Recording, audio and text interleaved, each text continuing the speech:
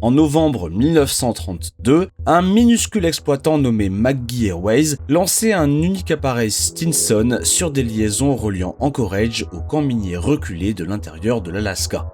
Les vols ne couvraient que quelques centaines de kilomètres au-dessus d'un terrain hostile, presque sans aucune aide à la navigation. Les pilotes appelaient cela du bush flying, parce qu'il n'y avait pas d'autre nom pour le désigner. Une seule erreur de calcul signifiait mourir de froid au cœur de la nature sauvage. Ce minuscule exploitant allait finir par devenir Alaska Airlines. Pendant des décennies, Alaska Airlines a bâti son identité autour de la discipline. Des avions monocouloirs, des liaisons intérieures, une fidélité à la côte ouest, une simplicité opérationnelle, des partenariats plutôt que des gros porteurs.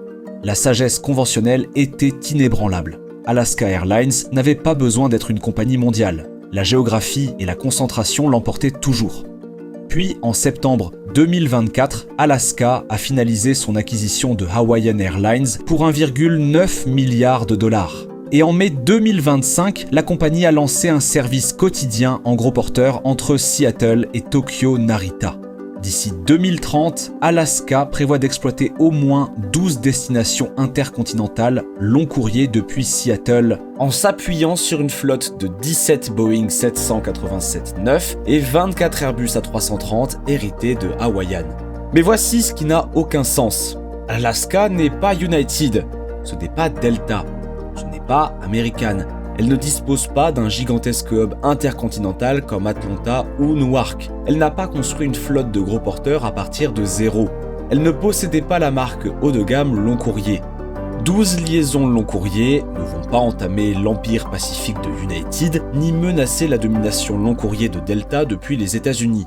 Pourtant, chaque grande compagnie américaine surveille désormais avec inquiétude la porte d'entrée de Seattle d'Alaska.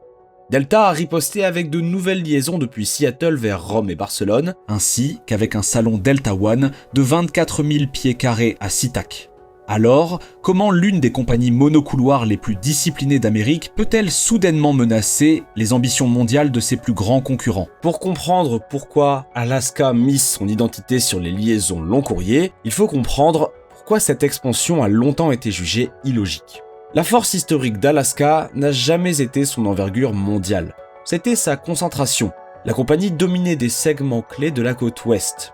Elle avait une forte identité à Seattle, des racines profondes dans le Pacifique Nord-Ouest et desservait la Californie, Hawaï, le Mexique et le marché intérieur américain. La compagnie a bâti sa fidélité en se rendant utile aux voyageurs locaux. Alaska a donc opté pour la simplicité.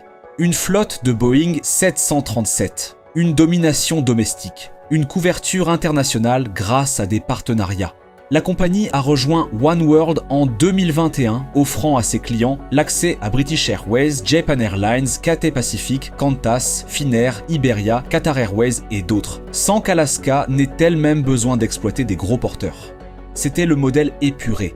Alaska assurait le réseau intérieur. Les partenaires assuraient le tour du monde. Alaska n'avait pas besoin de voler jusqu'à Tokyo si elle pouvait vous confier à Japan Airlines. Elle n'avait pas besoin de voler jusqu'à Londres si British Airways pouvait le faire à sa place. Et le long courrier semblait activement dangereux pour ce modèle. Les gros porteurs exigent des pilotes différents, une maintenance différente, des pièces de rechange différentes, une planification d'équipage long courrier, des cabines haut de gamme, des équipes commerciales à l'étranger, des capacités cargo et un soutien en escale à l'international. Une ligne intérieure en 737 qui échoue peut être rapidement redéployée. Une ligne en 787 qui échoue peut perdre des millions et est difficile à réorienter. Le génie d'Alaska, c'est qu'elle savait ce qu'elle n'était pas. Le long courrier change la donne.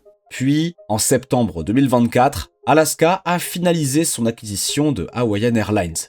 L'opération était évaluée à environ 1,9 milliard de dollars, plus la reprise d'une dette d'environ 900 millions de dollars. Ce que Hawaiian a apporté à Alaska, c'est quelque chose qu'elle n'avait jamais vraiment eu. Des avions gros porteurs sous la forme d'Airbus A330 et de Boeing 787-9. Des pilotes long courrier. Une expérience sur les routes du Pacifique avec des vols vers le Japon, la Corée, l'Australie. Une infrastructure Honolulu Asie. Des opérations en escale internationale, une marque dotée d'une profondeur culturelle. C'est là le point essentiel. Alaska n'a pas construit une compagnie long courrier à partir de zéro. Elle en a acheté une. Alaska ne s'est pas réveillée un jour en décidant de devenir internationale. Elle a acquis les pièces manquantes. En apparence, l'opération ressemblait à une manœuvre sur le marché hawaïen. Elle conférait à Alaska une position dominante sur Seattle, Hawaï, la côte ouest Hawaï, les vols inter-îles et les opérations à Honolulu. Mais le véritable trésor résidait dans l'optionnalité stratégique. Hawaiian possédait des avions capables de voler bien au-delà d'Hawaï. Elle disposait de Boeing 787-9, issus d'une commande de flotte passée des années plus tôt. Cela offrait à Alaska une plateforme instantanée pour la croissance long courrier. Le réseau hawaïen était l'atout évident. Les gros porteurs étaient la surprise stratégique. Le plan long courrier d'Alaska n'est pas centré sur Honolulu. Il est centré sur Seattle. Seattle, c'est la forteresse attache d'Alaska. C'est aussi l'un des marchés tournés vers le Pacifique les plus précieux des États-Unis. Une forte demande professionnelle portée par la technologie avec Amazon et Microsoft. Des revenus de ménage élevés, des liens culturels et commerciaux solides avec l'Asie, une forte demande de loisirs européenne, une clientèle fidèle à Alaska, la géographie pointant naturellement à travers le Pacifique. Mais Seattle est aussi disputée. Delta a passé plus d'une décennie à transformer SeaTac en porte d'entrée du Pacifique, en partie parce que Delta avait besoin de Seattle pour alimenter son réseau transpacifique. Il en a résulté une guerre lente et acharnée entre Alaska et Delta pour les mêmes clients premium, corporate et fidélisés. Pendant des années, les partenariats d'Alaska ont aidé. Mais les partenaires ne valent pas vos propres avions. Si Alaska n'offrait que des vols intérieurs, tandis que Delta proposait l'intérieur plus l'Europe et l'Asie, les clients seattleites à plus forte valeur dériveraient progressivement vers Delta. La stratégie long courrier d'Alaska ne consiste pas vraiment à devenir mondial partout. Il s'agit de s'assurer que Seattle ne devienne pas la ville de Delta. La première incursion long courrier d'Alaska n'était pas le fruit du hasard. Elle s'est appuyée sur l'ADN pacifique existant d'Hawaiian pour s'attaquer à la direction internationale la plus naturelle de Seattle. Alaska a lancé un service quotidien entre Seattle et Tokyo Narita le 12 mai 2025, initialement opéré par les Airbus A330 d'Hawaiian. La liaison Seattle-Séoul-Incheon a suivi en septembre 2025. Tokyo s'imposait stratégiquement pour 4 raisons. Hawaiian connaissait déjà le marché japonais en profondeur. Seattle présente une forte demande technologique, commerciale et de loisirs vers le Japon. Le Japon offre un potentiel de correspondance au-delà de Tokyo. Et Japan Airlines, partenaire de Oneworld, propose une connectivité inégalée au départ de Narita. Séoul avait également du sens. La Corée est un marché transpacifique majeur. Incheon est l'un des plus grands hubs de correspondance d'Asie. Le secteur technologique de Seattle entretient des liens étroits avec la Corée. Ses premières lignes étaient assurées par les A330 d'Hawaiian. La première incursion long courrier d'Alaska n'était pas le fruit du hasard. Elle a tiré parti de l'expérience d'Hawaiian pour s'attaquer à la direction internationale la plus naturelle de Seattle, à travers le Pacifique. L'Asie avait un sens stratégique. L'Europe a clairement montré qu'Alaska ne pensait plus comme une compagnie aérienne régionale. Alaska a annoncé un service saisonnier en 787 de Seattle à Rome à partir du 28 avril 2026. Elle a ensuite annoncé un service à l'année de Seattle à Londres Heathrow à partir du 21 mai 2026. Elle a ajouté un service saisonnier vers Reykjavik en utilisant le Boeing 737 MAX 8. Londres Heathrow est le test de crédibilité. Heathrow est saturé en créneaux, férocement concurrentiel et fortement axé sur la clientèle d'affaires. Une liaison Seattle-Londres place Alaska en concurrence directe avec British Airways, Delta et Virgin Atlantic. Il ne s'agit pas d'une expérience de loisir. Pour Alaska, Londres n'est pas qu'une simple route. C'est une revendication selon laquelle la compagnie aérienne a sa place dans la conversation du long courrier haut de gamme. Rome est un coup différent. C'est saisonnier, fortement axé sur les loisirs, spectaculaire et chargé d'émotions. Cela permet de tester si les fidèles clients d'Alaska du Pacifique Nord-Ouest suivront la compagnie aérienne de l'autre côté de l'Atlantique. Londres met à l'épreuve l'argumentaire commercial d'Alaska. Rome teste si ses clients loisirs la suivront de l'autre côté de l'Atlantique. L'Islande est le coup plus modeste mais astucieux, plus court que l'Europe profonde. Un attrait fort pour les loisirs en plein air qui correspond à l'identité de marque d'Alaska. efficace à desservir avec des appareils monocouloirs, l'Islande ressemble à une route d'Alaska, même si elle se trouve de l'autre côté de l'Atlantique. Le Boeing 787-9 est au cœur de tout. Alaska utilise les 787 hérités d'Hawaïan pour sa croissance long courrier avec 12 appareils supplémentaires commandés en plus des 5 déjà en service. Le 787, c'est l'appareil idéal parce qu'il offre une longue autonomie, une consommation de carburant inférieure à celle des gros porteurs plus anciens, un potentiel de cabine premium, une capacité bien dimensionnée d'environ 290 sièges et une importante capacité de fret en soute. Il n'est pas trop grand pour un nouvel entrant sur le long courrier. Le 787 permet à Alaska de tester et de développer des routes sans avoir besoin d'une demande de niveau 777 ou A350 sur chaque vol. Le 787 offre à Alaska suffisamment d'appareils pour être ambitieuse, mais pas au point que chaque route devienne un pari. Les 24 Airbus A330-200 d'Hawaïan font office de pont. Ils opèrent les premières routes long courrier pendant que la flotte de 787 monte en puissance. Ils apportent également un apprentissage opérationnel. Mais les A330 sont un pont, pas la pièce maîtresse à long terme. Les A330 permettent à Alaska de démarrer. Les 787 représentent ce qu'Alaska veut que sa stratégie devienne. Le pivot de la flotte est complexe. La flotte historique d'A330-200 d'Hawaïan reste stable à 24 appareils jusqu'en 2027 pour assurer les vols clés dans le Pacifique et vers Hawaï. En 2028, 4 A330 seront retirés. Parallèlement, Alaska introduit des monocouloirs Boeing 737 MAX 10 sur les routes côte ouest Hawaï à demande intermédiaire, allégeant la pression sur les gros porteurs. Cette substitution libère les nouveaux 787 pour qu'ils se concentrent exclusivement sur la porte d'entrée mondiale de Seattle. L'importance de la stratégie long courrier d'Alaska ne concerne ni Tokyo, ni vraiment Rome ou Londres. Cela concerne ce que des liaisons soigneusement choisies peuvent faire à l'idée reçue selon laquelle voler en long courrier en Amérique nécessite un méga hub et une identité de super transporteur mondial. Mais la logique d'Alaska est stratégique plutôt qu'opérationnelle. Voyez-vous, la compagnie ne tente pas de remplacer le réseau mondial de United ni les co-entreprises de Delta. Delta continuera de transporter des millions de passagers via Atlanta. United continuera de dominer les liaisons transpacifiques depuis San Francisco. American restera ancré à Dallas et Charlotte. Ces compagnies desservent les passagers sur tout le spectre. Ce que fait Alaska, c'est créer une nouvelle strate de portail premium au-dessus de ce qui existait auparavant à Seattle. Pour les clients de Seattle prêts à payer pour éliminer les correspondances, la compagnie propose désormais quelque chose que Delta ne peut pas pleinement égaler. Une expérience long courrier premium dont le siège est local, profondément fidèle, connecté à One World et au départ de leur ville d'origine. La rareté est délibérée. Une sélection ciblée de liaisons depuis un hub solide crée de la valeur par la cohérence plutôt que par le volume. Le passager de Seattle qui réserve Alaska pour Londres ne paie pas seulement un transport. Il paie pour rester au sein de l'écosystème d'Alaska, faire l'accumulation d'Atmos Rewards sur sa propre compagnie et éviter complètement Delta. Alaska sait que le long courrier ne peut pas être simplement une version élargie de son produit domestique.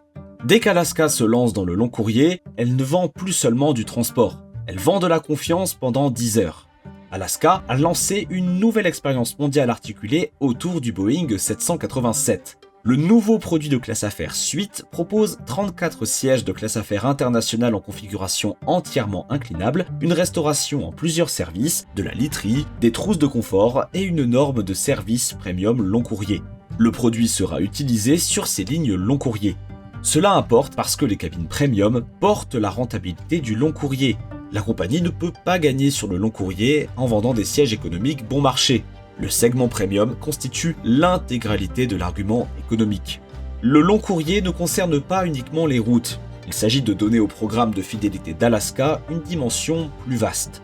Le vol long courrier donne à Alaska des options de rachat aspirationnelles sur ses propres appareils plutôt que de contraindre les clients premium à utiliser leurs miles chez des partenaires. Cela maintient les clients à plus forte valeur au sein de l'écosystème d'Alaska plutôt que de les voir migrer vers Delta SkyMiles. Alaska ne vole pas simplement vers Londres. Elle donne à ses meilleurs clients une raison de ne pas partir. La plupart des transporteurs américains ne peuvent pas reproduire immédiatement la stratégie long courrier d'Alaska à Seattle. La géographie constitue le premier obstacle. United ne peut pas bâtir une porte d'entrée premium concurrente à Seattle sans abandonner San Francisco. American n'a aucun hub dans le Pacifique Nord-Ouest. Seul Delta dispose de la position nécessaire pour livrer une bataille directe, ce qui explique pourquoi Delta se bat avec autant d'acharnement. La fidélité représente le deuxième obstacle. Alaska a passé des décennies à bâtir son programme de fidélité auprès de la clientèle du Pacifique Nord-Ouest. Cette fidélité ne se transfère pas. L'avantage structurel offert par OneWorld compte également. Là où Delta s'appuie sur les co-entreprises de SkyTeam et sur son propre réseau mondial, Alaska met en relation les passagers de Seattle avec British Airways à Londres et Japan Airlines à Tokyo. Alaska n'a pas à bâtir seule un réseau mondial. Elle exploite les routes les plus importantes et laisse OneWorld combler le reste. Pourtant, chaque transporteur américain doit désormais tenir compte de ce qu'Alaska est en train de démontrer. L'hypothèse selon laquelle l'aviation intercontinentale nécessite l'identité d'un transporteur du top 3 n'est plus absolue. On considérait les transporteurs de taille moyenne, construits autour de hubs ciblés, comme incapables d'assurer une présence long courrier significative. Cette hypothèse devient moins solide lorsque les gros porteurs d'Hawaïan peuvent être redéployés à Seattle et combinés à une forte fidélité locale. La réponse de Delta a été rapide et offensive. Au moment même où Alaska a annoncé Rome, Delta a dévoilé ses propres nouvelles liaisons depuis Seattle vers Rome et Barcelone, opérées par des Airbus A330-900 équipés des suites Delta One.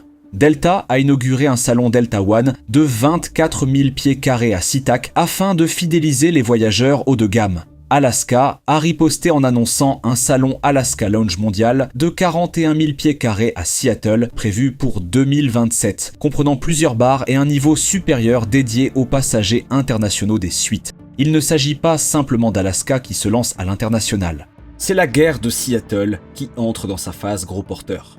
Delta a forcé la donne. Delta a fait de Seattle une plateforme internationale. Alaska devait décider si elle resterait locale dans sa propre ville d'origine. Alaska a peut-être acheté les avions, mais la compagnie doit encore gagner le droit d'être une compagnie aérienne long courrier. La pression financière est déjà visible. Le premier trimestre 2026 a enregistré une perte nette de 193 millions de dollars, dû en partie à une hausse de 17% en glissement annuel des dépenses en carburant aéronautique liées aux troubles géopolitiques au Moyen-Orient. La direction a retiré ses prévisions annuelles et a commencé à réduire ses capacités pendant une période de croissance fortement médiatisée. La complexité de la flotte a explosé. Alaska a passé des années à standardiser une flotte unique de 737 après la fusion avec Virgin America afin de maintenir de faibles coûts de maintenance et de formation. Désormais, elle doit exploiter simultanément des 737, des Airbus A330 et des Boeing 787. Le risque est qu'Alaska devienne moins simple avant de devenir plus mondiale. La stratégie à double marque est compliquée. Hawaiian demeure une marque distincte en raison de sa profonde valeur culturelle dans les îles. L'intégration du personnel a été mouvementée. La guerre de représentation des mécaniciens s'est terminée en février 2026 avec la victoire de l'AMFA sur l'IAM, laissant le personnel de soutien de Hawaiian dans l'incertitude. Les pilotes de Hawaiian ont publiquement exprimé leur frustration concernant l'ancienneté sur les gros porteurs.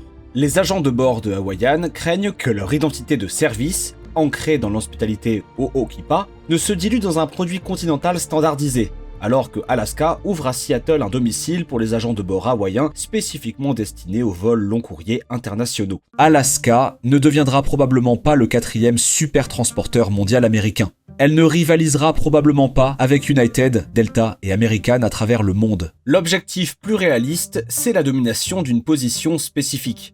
Devenir la compagnie aérienne premium dominante basée à Seattle. Faire l'exploitation d'un réseau long courrier soigneusement sélectif. Se servir intelligemment des gros porteurs d'Hawaiian. Renforcer la fidélité grâce à des échanges aspirationnels. Défendre Seattle agressivement face à Delta. Utiliser les partenaires de OneWorld pour tout le reste. La stratégie fonctionne si Alaska reste sélective. Elle échoue si Alaska se met à croire qu'elle est soudainement un méga transporteur mondial. Une douzaine de lignes long courrier environ ne remplacent pas les grandes compagnies aériennes mondiales américaines, mais elles créent quelque chose de nouveau. La démonstration que, pour certains passagers sur certains marchés, l'élimination de la correspondance elle-même comporte une valeur pour laquelle il vaut la peine de payer. Alaska s'est lancée dans le long courrier non pas parce qu'elle a oublié ce qui faisait son succès, mais parce que la bataille pour Seattle a changé. La compagnie aérienne qui gagnait autrefois en restant concentrée croit désormais qu'elle doit voler plus loin pour défendre la concentration qu'elle possède déjà.